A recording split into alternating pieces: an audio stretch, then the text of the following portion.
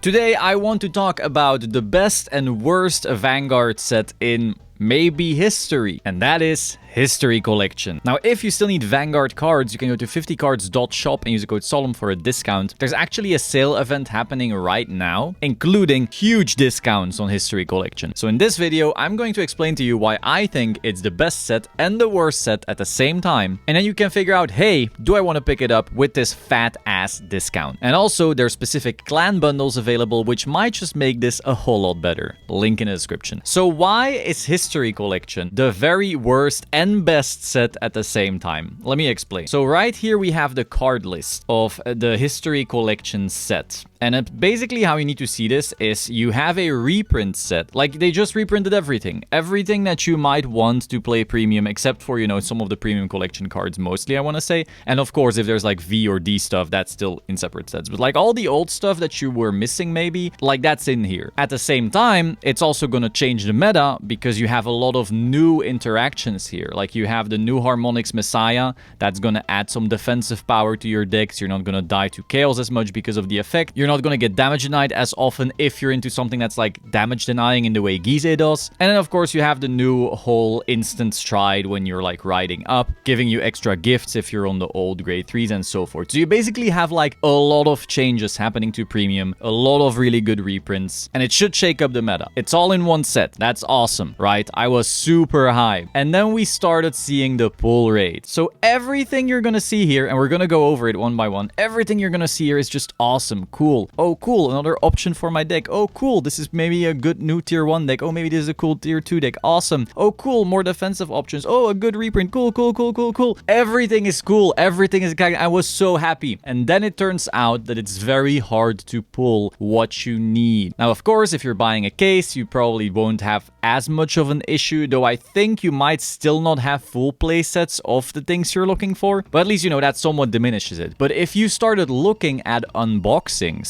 like Mr. Different of Aito right here has an unboxing showing off the pull rates, and you just don't feel that great. It's just like, I don't know. Obviously, if you have a lot of cards in one set, you're never going to be able to pull specific things. But even just having more cards per pack, having certain things in other slots would have fixed so much. And so when you buy a box, it is very hard to really feel great, unless of course you get lucky. But again, the cards within, you're super excited about. So it's just, it just feels like such a swing and a miss at the same time. So like going to 50 side, for example, right here, we have a PNV Special Series History Collection, a sealed case for 800 bucks, down from 1,000 bucks. And so now you get a fat discount. Then you have a booster box down from 40 to 30. All right, cool. Now, the thing that I find more interesting though is the clan bundles, because again, if we're looking at the pull rates that we saw on Different Fights channel and some other cool channels as well, it's really hard to pull everything you need from a box. But if you buy a clan bundle, you know you're getting everything from your clan. So that is far more interesting to me personally. Again, I don't know if 50 is going to be happy that I'm saying that this is going to be rougher, but you can literally just pick up your clan specifically, which might actually be the move. Again, use the code Solemn for a discount. So going through the cards here, we have Harmonics Messiah. This is going to be a staple, and I'm hoping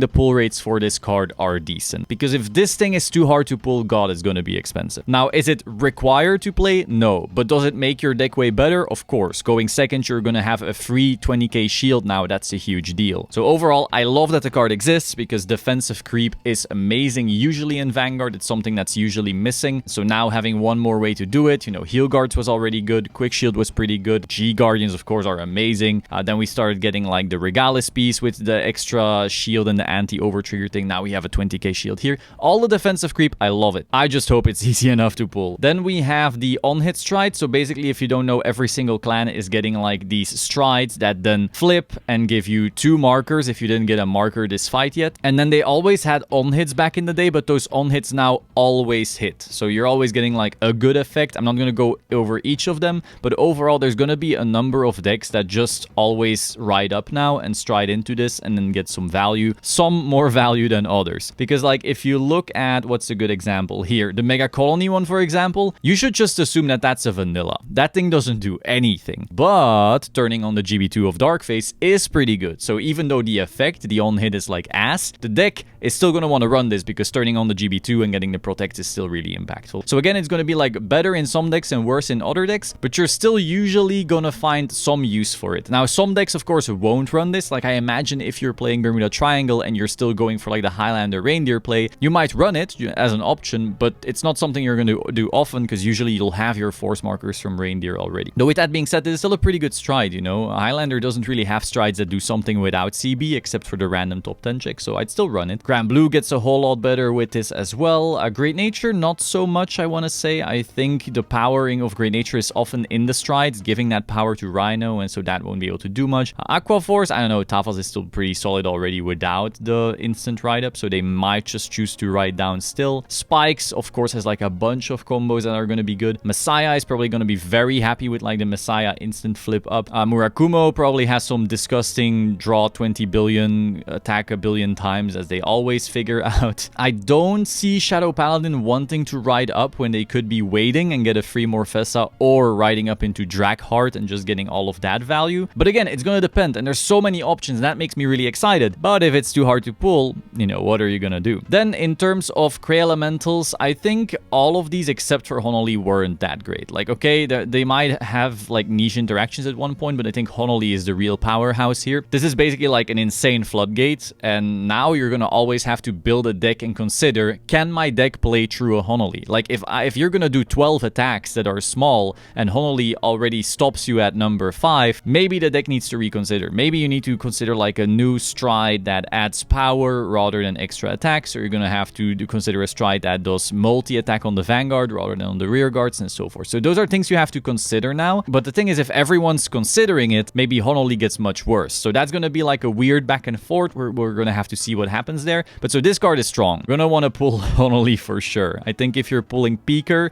instead of Honoly, you're going to feel pretty bad. Again, going back to the harder pull rates, I don't know how many Honolys you're going to be pulling from a case. I have no idea. Then you also have these criticals once again, defensive creep. Huge fan of these. Essentially what these do is they are the crits that go to Soul, and then you draw a card assuming you're on the correct Vanguard. But if you're not on the correct Vanguard, if you check them as a damage check, they become draws. So like offensively, they're critical triggers. Defensively, they're draws. These are the best triggers ever. These are insane. And so now you're always going to want to have 4 of these, but do you pull them easily enough? I don't know. But it's still a quality of life change in the sense that now when you get rushed really hard, you're also going to be drawing more cards on average. You now have 8 draws defensively, basically, if you're still playing draw PGs. So once again, this is defensive creep. This is quality of life. This is really cool. This might also make it more interesting to deck build, because if you're looking at your critical trigger lineup in Premium right now, if you have 7 or 8 slots, it's almost always stride crits, soul crits. Done. And that's easy. That's, you know, cool to make it simple, I guess. But now you're going to have to actually make choices. Do you play enough cards that allow you to activate these? Like, do you only have right targets? For example, if you're a Grand Blue player, let's go here, like Rampage Shade. If you're a Grand Blue player, are you always sitting on Nitros? Cool. Then you can always play this as your soul crit. But if you really need soul and you're sometimes still on a Beatrice or something, suddenly you might want to consider, do I still want to run the other soul crit? Or if you're playing like a deck with a bunch of grade 3s, you might need to consider, maybe I don't need stride crits anymore. Maybe I'm playing only soul crits, you know, these and the Premium Collection ones. So I like that. Beyond these being defensive creep, which is already really good, these are also going to make your trigger lineup design more interesting. You're suddenly going to have to make actual choices again in your trigger lineup, which was a bit more rare, I felt, before this, because the Premium Collection stride crits and soul crits were just that good. Now you're going to have to make choices, assuming you didn't have other effect triggers, of course. Some decks, for example, had good stands that they had to consider. Some decks really wanted to run crit sentinels. My Highlander deck for Worlds, for example, wanted to run as many different names as possible to activate Federica sometimes. But beyond that, usually the trigger lineup design itself, and so it's cooler when you actually have to put thought into it, which is something that Premium has more than other formats, at least, because usually it's just vanillas. But even more of that, I like it. I really, really like it. So that's again, a really cool quality of life change. Again, just like the Harmonics, quality of life change, more cool options, quality of life change, more of this. And then they go, pull rates. So that's why I'm calling this the worst best set of all time. Again, that's a little hyperbole. I don't know if it's the actual worst, and I don't know if it's the actual best, but the fact that it can pretend to be both at the same time, I don't know. So then we have these new heals as well, and basically these are counter charge and soul charge heals, which I really like. Once again, you're gonna have to make choices in your trigger lineup. Previously, it was always heal guards or bust, because heal guards obviously are very impactful, but now these also got their powers upgraded. If you don't know, previously these had 5k power defensively and offensively and 10k shield, and then you're like, okay, this sucks, I'm not gonna play this. But when they now have that upgrade in power, so defensively they're now 10k, just like V triggers basically, now some decks might actually consider playing these again. So now you're gonna think, oh, do I play like 3 heal guards in one of this? Do I play 2-2? Do I play only these? I personally wouldn't, but it's possible that some deck wants to do that, and being able to give again more choices to players like that is really cool. Also, if you're like a Revenger player, this is a Revenger heal, so now you have another name that doesn't actually suck to run. So there's again a lot of cool choices to be made, and again that just makes the game more cool. Also, good example, Mega Colony eats soul like crazy, so maybe you are fine with sacrificing some of your defensive power in the heal guards to play something like this. I don't know, again, it's going to be up to you. I haven't really tested that yet, but all of these ideas are going through my head. Also, is this the ZTB heal? Does that mean ZTB also has a buff? I don't know, something to consider. So now some more reprints that haven't actually changed in terms of, you know, what they do. We have all of these G Guardians, which is cool. You know, this one is good to run, this one is good to run, this one is good to run, this one is good to run, this one is good to run, this one is good to run, this one I don't know. Okay, it's funny how it's all the Dragon Empire things that I'm not sure about. This one is good to run, this one's good to run, good to run, I'm not sure, good to run, good to run, good to run, good to run, good to run, one off, good to run, good to run. Symbol Monkey. Actually, Symbol Monkey, some people don't know this, Great Nature actually was the only deck that had an auto win against the Infinite Loop of Murakumo thanks to this card. I don't know if there's like any cards being ran in Murakumo right now that need you to not hit. Oh, actually, the Shirayuki Grade 2 needs to not hit, right? So maybe that's something to consider. I don't know. This one's good to run. This is the thing that like calls something from hand and then generates like a bunch of value, because Neo Nectar has Ines, for example, and some other cards as well. So again, a lot of really solid reprints in the G Guardian department. Cool, right? If you can pull them. Then we have the Grade 3s. So these are basically the old stride bearers. So they have like effects when you stride onto them. And now they become really good because suddenly if you ride them, you can instantly stride. So if you go first, you can basically stride on your opponent's Grade 2. Some of these have good effects, others have weak effects, but they might be made up because of the value you're getting from riding. So Alt Mile, I'm honestly not sure. I've never played Alt Mile in my life. Susanoo, solid. Gavrail, interesting thing about this is that some of these cards, their on-stride effect sucks, but then their GB2 might be really good. So Gavrail, in my opinion, is one of those where she can start stacking like 2Ks on top of herself. And if you have the Nurse of Broken Heart, you're going to be stacking 4Ks on top of herself. And so you can very quickly make like a huge defensive Vanguard. Maybe these days it's not as impactful anymore, but back in the day this was huge. So now we'll have to test out if that's like actually decent. Claret Sword, whatever. Gurgit, I'm not so sure. Fenrir, I'm not so sure. Blade Master, I'm not so sure. Shiranui, solid stuff. Gaia, I've seen some people talk about Tachi on Twitter. We have a lot of Tachi fans, of course. And I heard that this is just a worse version of what they already do in V, which is kind of sad. This thing though, Murakumo, is going to go hard apparently. Vanquisher, some people were considering doing some crazy stuff with full Bronto because it didn't get banned so far in the West. And then of course Stunverse and so forth. Victor is of course going to do 1 billion attacks, but can he do that under Honoly? I don't know. Messiah allegedly gets really good. Rising allegedly is solid. Harry I think is going to be big. Chronojet I think is going to be big. Nitros I think is going to be big. Nitros especially. This has like 2 banger effects. The GB2 is really solid because there's like a bunch of the... And then the on-stride is also pretty solid to revive a ghost chip. And then after that the ghost chip swings, you're going to draw a card. Bandit Rum, which is the new stride, is going to revive it. You're going to draw another card. So there's like a lot of value that Grand Blue gets from riding up. Though to be fair, V Nitros already had a lot of value as well. Loris, I'm not so sure, but I'm down to test it. But so like a lot of cool reprints that now also have a bunch of new value. There's going to be a lot of new decks created. The question is going to be, how good are they going to be? I'm seeing people say completely opposite things. I'm seeing some people say, whoa, History Collection breaking the game. You need 1 damage and you auto-win. Haha. And then you have other people going, wow, these cards are way too weak. So I don't know who to believe. I personally haven't tested it just yet. It's still a while before we have BCS season, but that's going to be interesting. And again, I like it because the format changes. We're going to be able to deck build, do some new stuff and so forth. So I'm digging it. I love this set and hate this set. Then we have Tavas, Darkface. Allegedly Darkface is really good right now. I'm not sure. And then Big Belly. I'm not sure about Big Belly personally because V Big Belly was already crazy with a token creator. So I'm going to have to test if it is actually worth it. Then in terms of stride folders, I think these are pretty weak. Like some people, of course, wanted to run these to search the correct grade 3 because if you don't write the correct grade 3, you don't get the instant write-up value. So it's possible some decks are going to be running these, but whenever you're not using these to search your correct grade 3, these are going to feel awful because you cannot discard them for the special stride. Like if you, I don't know if you know, but these cards, the new strides, they say you have to discard a grade 3, but you're not actually striding. You're just placing these on top of your grade 3s. And these grade 1s say they have to be discarded as a grade 3 for stride, which you're not technically doing. I know it's weird. So these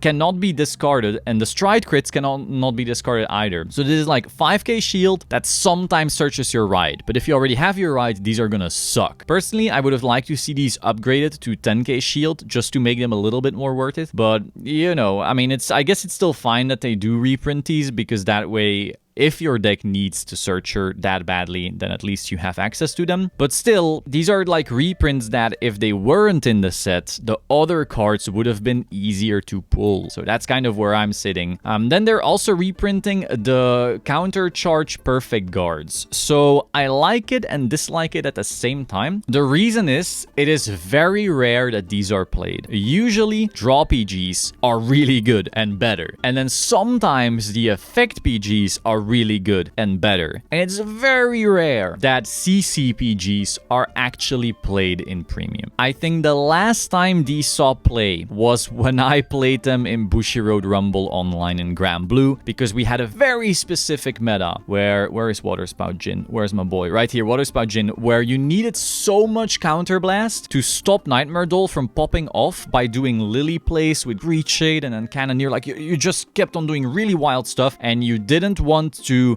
run Cutlass because you didn't have room for it in your grade 1 lineup because you really needed to Rollock as well and so forth. Like a lot of things were stacked on top of each other to where finally these were pretty good again. Since then, I don't recall that being relevant anymore. So now we once again have like a bunch of slots in this set that could have not been there, and that way increased your odds of pulling other good cards. Now, is it good that they're still in here? Sure, I think it's still cool as an option, but again, if you wanted to slim this set down to improve its odds of you pulling the good stuff, I would have personally removed these. Oh, also right before I was playing Waterspout Jin, I think in 2019, Mohamed Astral Susanoo also topped with these in his OTT list. But again, it's very rare. Like 2019 Cardiff, and then it took another whole year and a half before we saw another CCPG index, as far as I'm aware. Maybe that some Gears players played this because it's a Steam Maiden, but again, it's very rare. Usually draw PGs are better or effect PGs are better. It's very rarely the CC ones.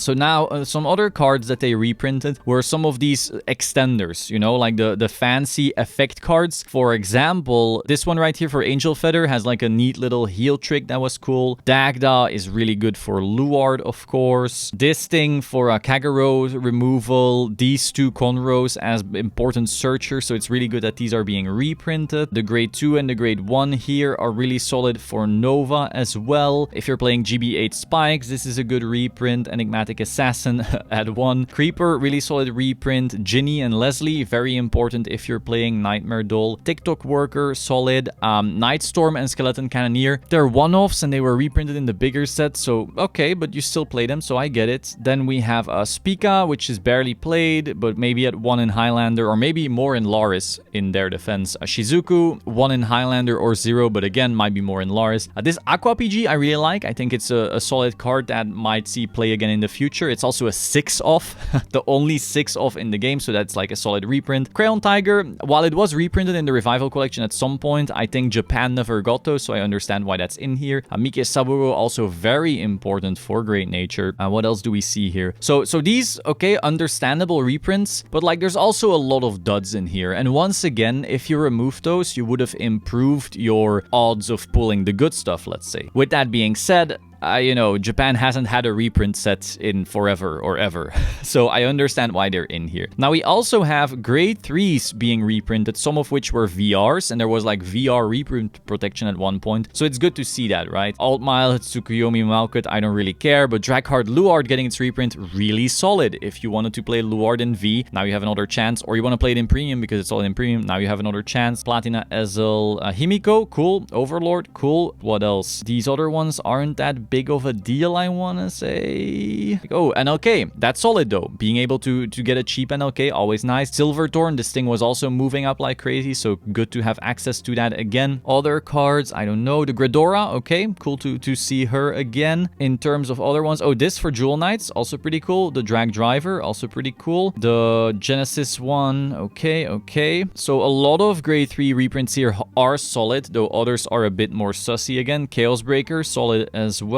Nightmare Doll, I don't think that was necessary. Beatrice, all right, pretty cool. Maybe I remember this wrong, but is it possible they removed Beatrice for the English release? I don't remember, but I remember hearing something like that, but I don't know if it's true. But again, also a lot of like sussy ones, and once again, you could have improved your odds of pulling good stuff had you removed some of these. Draw PGs are also being reprinted, which I actually like. I was very surprised when I started building some other clan, I don't know, a few months ago, and I started looking for draw PGs. I thought these have been reprinted into the ground. Surely these are cheap, and they actually weren't as cheap as I had hoped. So it's good that these are getting like another print cycle, because at least that way, you know, you keep these in the loop. These are going to be playable in V and Premium for as long as the formats exist. Then we have new starters. Honestly, I'm not sure why we do that. Maybe starters were hard to find. I don't know if that's actually true. Okay, I guess. But once again, you're making it harder to pull certain other things. What's interesting though is that they did also make new starters. I don't know if the Battle Sister one is new, but for example, the Ghosty one is new. So they also indirectly buffed some V decks, interestingly. Like Beatrice in V actually really wanted a grade 0 Ghosty because they were forced to run like the old heal to do their plays, and you still had to like manually find it. This will just be in your soul, and you'll instantly have access to it. So weirdly enough, a random common starter actually improves the deck now. So I like that. That's like a little cool tidbit, but again, you added so many janky pulls to your pool. I don't know. Then again, it is good that there is one set where you can technically have like your staples at all times. Like maybe even 2 years from now, oh, I really need a starter, a draw PG or something like that. Stores might still have stock of it, and like you will have new supplies of such cards being re-entered, but still,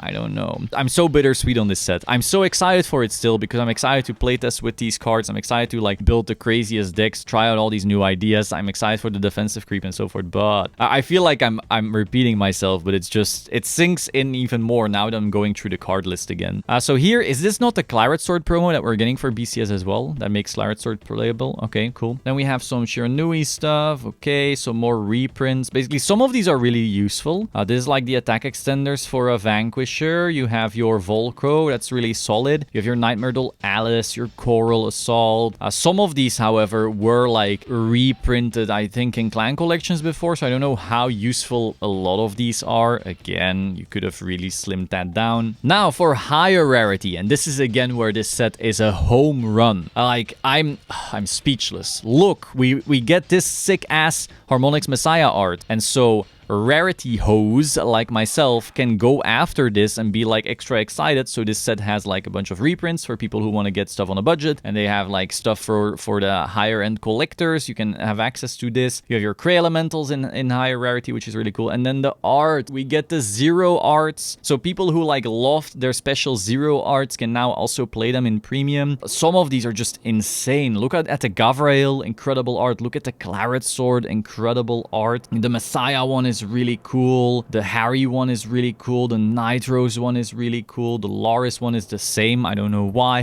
The Tavas one is cool. The Dark Face one is incredible. The Big Belly one is really cute. So just so many cool high rarities. Once again, knocked it out of the park. Super excited for these. So this set has like so much, right? Beautiful arts, new mechanics, new decks, quality of life, solid reprints, and it just gets drowned out. So yeah, this is the best, worst set in Vanguard history. I'm excited for it. I'm excited to get these cards and be able to play with it. I just hope that there's enough of it. I hope that enough people are able to open it and get what they want. Because I think once all is said and done and you actually get your singles from this set, like you get what you want, then I think this set is incredible. Then I'm like really excited. Once you are past the fact that they're hard to pull and you have the cards, you're like, damn. This does make it more interesting to test. This does make it cooler to play. Have these defensive cards. It's just you have to get the cards first. Speaking of getting the cards though, again, you can go all gacha on your ass and get the case. And I don't know how good the pull rates are on a case basis personally, but there's clan bundles. So if you want specific stuff from the set, you can. You can use the code Solemn for a discount. And if you want to get it from your local game store, like you want to get boxes from the local game store, of course, do that. Like if you want specific clan stuff, you can do that right here as well. I hope you found this interesting. Be sure to like, comment, subscribe. Let me know your thoughts about the history collection in the comments down below. Yeah, very mixed feelings. I will see you soon. Ciao.